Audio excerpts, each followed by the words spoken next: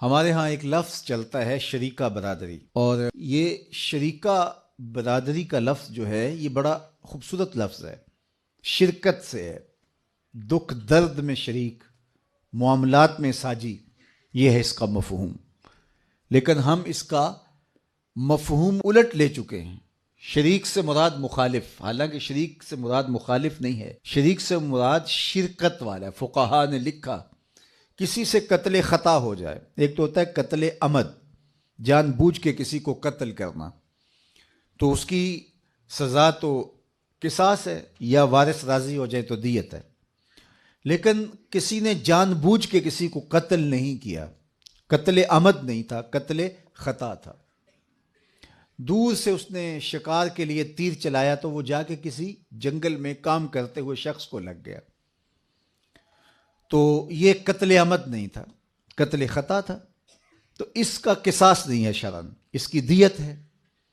تو جب قتل خطا کی دیت دی جائے گی تو اگر جس شخص سے قتل خطا ہو گیا اور وہ دیت دینے کی صلاحیت نہ رکھتا ہو، 200 اونٹ اس کی دیت بنتی ہے تو اتنے وہ کہاں سے دے گا، اتنی اس کی طاقت نہیں ہے،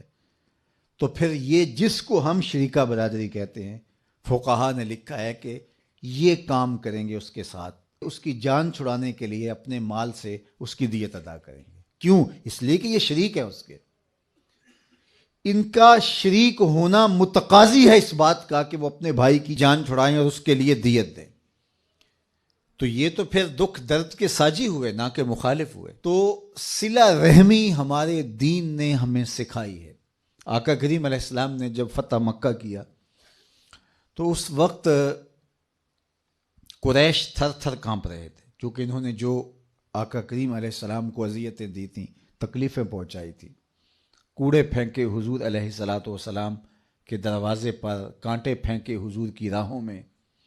اور عقبہ بن نبی معیط نے اجریاں ڈلوائیں، اسی طرح باقی لوگوں نے جو جو اذیتیں پہنچائیں سب کو یاد تھی۔ اب آقا کریم جب فاتح بن کے مکہ المکرمہ میں داخل ہوئے تو یہ تھر تھر کانپ رہے تھے، انہیں لگتا تھا کہ ہماری گردنیں کاٹ دی جائیں گی، اور اگر ہمیں بہت ہی چھوٹ ملی تو جان کی امان بھی پا چکے تو اتنا ضرور ہوگا کہ ہمیں شہر بدر کر دیا جائے گا، اور وہ اس کے لیے ذہنی طور پہ تیار تھے۔ تو یہ جمع ہو کے حضور علیہ السلام کے پاس جب آئے تو آقا کریم نے فرمایا بتاؤ میں تمہارے ساتھ کیا سلوک کروں،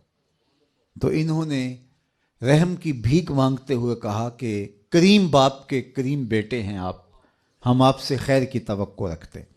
اور ان کے دل میں یہ تھا کہ ہمیں شہر بدر کر دیا جائے گا، چلو ہماری گردنیں کٹنے سے بچ جائے۔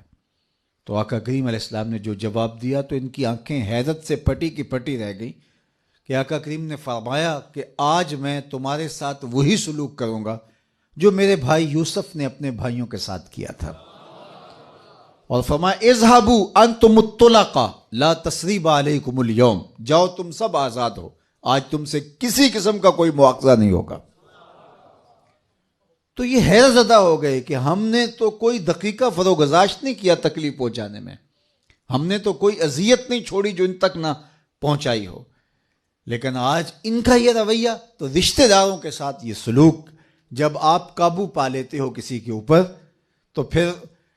جو ہے وہ تکبر سے اچھل کے چلنے کی ضرورت نہیں ہوتی ہے، بلکہ معاف کرنے کی ضرورت ہوتی ہے۔ اور اللہ کے محبوب علیہ السلام نے 3 چیزیں قسم کر کے کی ہیں۔ حضرت ابو کبشہ الانماری رضی اللہ تعالیٰ عنہ سے یہ روایت مروی ہے، آقا کریم نے فرمایا کہ 3 چیزیں میں قسم کر کے کہتا ہوں، ان میں سے ایک، جب کوئی شخص کسی کو معاف کر دیتا ہے، حضور نے فرمایا میں قسم اٹھا کے کہتا ہوں کہ اس کی عزت میں کمی نہیں ہوتی۔